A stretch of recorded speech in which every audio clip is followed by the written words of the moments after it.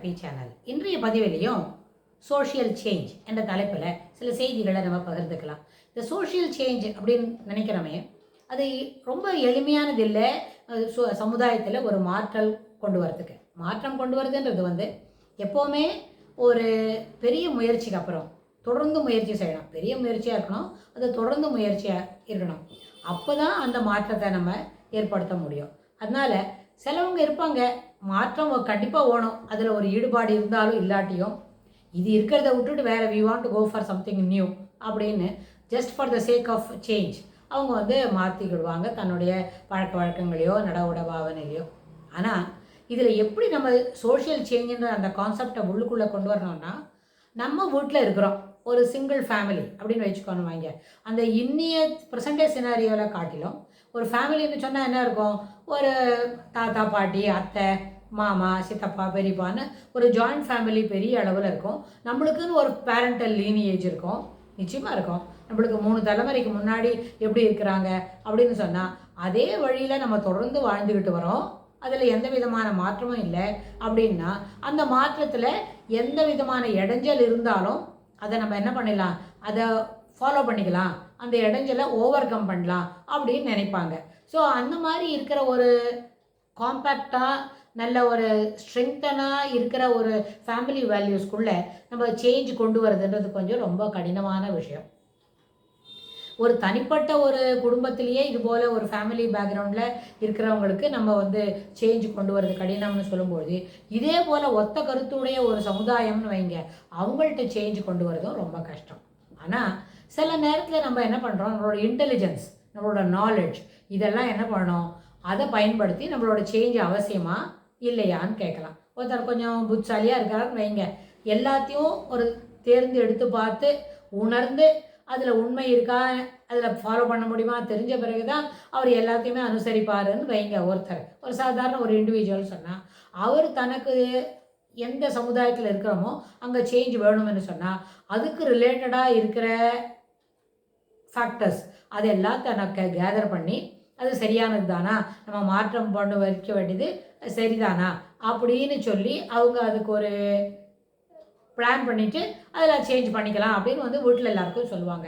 This is called, அதாவது planning. அதாவது ஒரு நாலேஜும் அவங்களோட இன்டெலிஜென்ஸையும் பயன்படுத்தி சில நேரத்தில் சில சின்ன சின்ன சேஞ்சஸ்லாம் அவங்க சமுதாயத்தில் பண்ணிக்கிறதுக்கு வாய்ப்பு உண்டு. ஸோ ஒருத்தர் இண்டிவிஜுவலோட knowledge and his intelligence will be of good help to go for certain changes.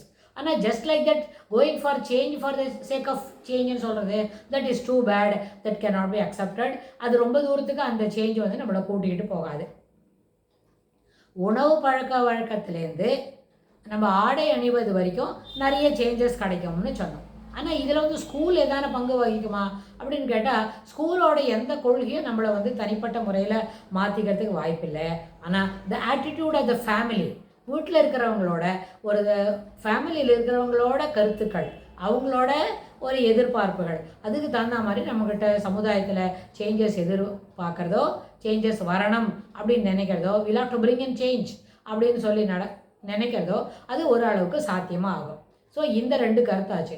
ஆனால் இந்த நடை உடை பாவனை, உடுக்கும் ஆடைகள், இதில் கூட நம்ம சேஞ்சஸ் கொண்டு வரணும்னு சொன்னால், இப்போ நம்ம சொல்கிறோம்ல, நிறைய ஃபேஷன் வருது, நிறைய ஃபேஷனாக ட்ரெஸ் பண்ணிக்கிறோம்.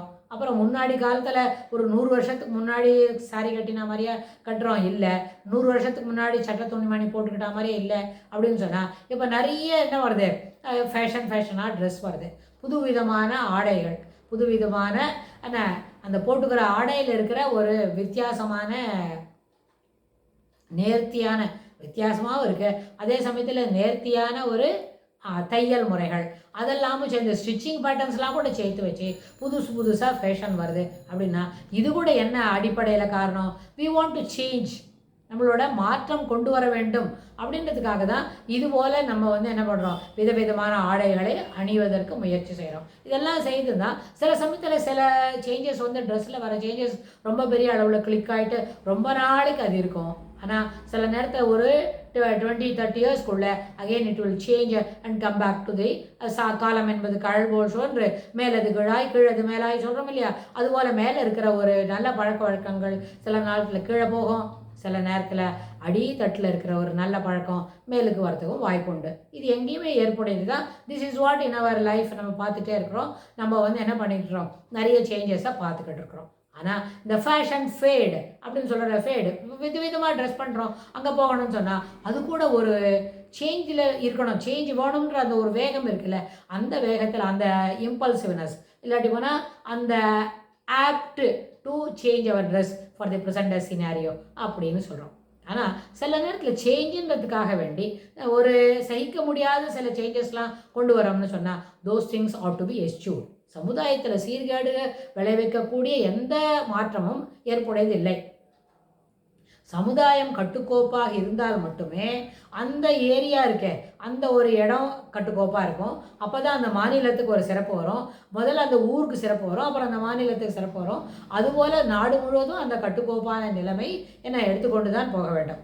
அதற்கு அந்த கட்டுக்கோப்பை தளர்த்துவதற்கு தனி மனிதனுக்கு என்ன கிடையாது, கண்ட்ரோலும் கிடையாது. ஆனால் ஒரு தனி மனிதன் சொல்லும் பொழுது அந்த தனி மனிதனை சேர்ந்தது தான் ஒரு சமுதாயம். அந்த தனி மனிதனில் ஒரு இண்டிவிஜுவல் என்ன செய்யணும், எப்போவுமே சமுதாய கட்டுப்பாடுகளுக்கு உட்பட்டு நடந்துக்கிறதுக்கு முயற்சி செய்தால் அது ரொம்ப தூரத்துக்கு அழைச்சிட்டு போகும். தட் வில் பி மோர் என்ன காம்பேக்ட் அண்ட் கண்டினியூஸாக அந்த பிஹேவியர் இருந்துகிட்டே இருக்கும். ஆனால் somebody wants to be rebellion, நான் இப்படி இருக்க மாட்டேன்னு சொன்னால் அவனை மட்டும்தான் நம்ம வந்து பார்த்துக்காம, that is we don't consider the individual ஒப்பீனியனை பற்றி நம்ம கன்சிடர் பண்ண மாட்டோமே தவிர ஆன் அதர் ஆஸ்பெக்ட்ஸ் சமுதாய கட்டுக்கோப்பு அப்படியே இருக்குது அப்படின்னா that is okay, that is very much acceptable. ஆனால் ஒரு ஃபேமிலி வேல்யூஸ்னு வரும்போது அந்த ஃபேமிலி வேல்யூஸை என்ன பண்ணக்கூடாது, அது நம்மளுக்கு முன்னாடி இருக்கிறவங்க எப்படி நடந்துக்கிறாங்களோ அதை நம்ம ஃபாலோ பண்ண வேண்டியது ரொம்ப அத்தியாவசியம். அதனால தான் ஃபேமிலியில் வந்து நம்ம இந்த குடும்பத்தில் இதான் வழக்கம் அப்படின்னு சொல்லுவாங்க பெரியவங்களாம், அதை நம்ம கேட்டிருக்கோம். அதுக்கு என்ன காரணம், they doesn't want to go for the changes. இப்படி தான் சாமி கும்பிடுவோம், இப்படி தான் இந்த பூஜையை இப்படி தான் நடத்துவோம். அதை வந்து அந்த ஃபேமிலி வேல்யூஸ்ன்றது இண்டிவிஜுவலாக எக்கனாமிக்கல் ஆஸ்பெக்ட்ஸில் இல்லை பொருளாதார அடிப்படையில் நம்மளுக்கு வந்து சில சேஞ்சஸ் இருந்தாலும் ஒத்துக்கலை. ரிலீஜன் ஆஸ்பெக்ட்ஸில் அவங்களோட பழக்க வழக்கங்கள், அவங்களோட செம்மையான திருத்தமான இருக்கிற பழக்க வழக்கங்களை அது கூட என்ன பண்ண முடியாது, மாற்றம் வரவுன்னு சொன்னால் அதில் ஏற்புடையதாக இருக்காது. இதனால் ஏன் நிறைய பேர் ஃபேமிலியில் இருக்கிறவங்க சேஞ்சஸ்ன்னு சொன்னால் they are very much thinking about அது அவசியம்தானா, பண்ணணுமா வேண்டாமான்னு ரொம்ப டயலமாலாம் இருக்கிறாங்கன்னு கேட்டால், இந்த சேஞ்சஸ்னால் அவங்களோட பர்சனல் செக்யூரிட்டிக்கு எதுவும் பாதிப்பு வருமா, பர்சனல் கம்ஃபர்ட்ஸ்க்கு எதுவும் பாதிப்பு வருமா, இல்லை போனால் இந்த சேஞ்சஸ் ரொம்ப அத்தியாவசியம் தானா, இந்த சேஞ்சஸ் இல்லாமல் நம்மளால் இருக்க முடியுமா அப்படின்ற யோசனையில் வரும்போது தான் நிறைய அளவில் நம்மளுக்கு என்ன வருது, வசதிகளை தரக்கூடியது சேஞ்சஸ் அப்படின்னு சொன்னால் கூட அந்த வசதியை விட்டுட்டு ஒரு ஒரு ஸ்டெப் பிஹைண்ட் த ஷெட்யூல்லே கூட அவங்க இருக்கிறதுக்கு விருப்பப்படுவாங்க. அதுக்கு என்ன காரணம், whether we can continue to have this அப்படின்ற அந்த ஒரு சின்ன டவுட்டு. அப்படி சில நேரத்தில் அதுக்கு வசதி வரும், வசதியோட கூட கம்ஃபர்டபுள் லைஃப் இருக்கும்போது அந்த கம்ஃபர்ட்ஸோட கூட இந்த என்ன இது ரெண்டுக்கும் இட் ஷுட் கன்ஃப்ளூயன்ஸ், ரெண்டு ஒன்றா போகிறது. செக்யூரிட்டி, கம்ஃபர்ட்டு, அப்புறம் வந்து என்ன பொருளாதாரத்தில், இது எல்லாத்துலேயுமே ஒன்றுக்கு ஒன்று தொடர்புடையதாக நம்மளோட இந்த வசதிகளை மாற்றிக்கொள்ள முடியும்னு சொன்னால் நேச்சுரலாக யாருமே அந்த சோஷியல் சேஞ்சஸ்க்கு என்ன பண்ண மாட்டாங்க, ஒரு பிளாக் வைக்க மாட்டாங்க. அவங்களோட ஆட்டிடியூடில் இதெல்லாம் என்ன புகுத்திக்கிட்டு மாற்றத்துக்கு தயாராக ஆகுவாங்க. ஆனால் இதுக்கெல்லாம் அவங்களுக்கு கிளாரிட்டி இல்லை, இதுக்காக கிளியராக அவங்களுக்கு ஆன்சர் கிடைக்கலன்னு வைங்க, அவங்க என்ன பண்ணுவாங்க, அந்த சேஞ்சஸை என்ன பண்ணுவாங்க, தடுத்து நிறுத்திடணும், நம்ம வரைக்கும் அந்த சேஞ்சஸ் வேண்டாம் அப்படின்னு நினைப்பாங்க.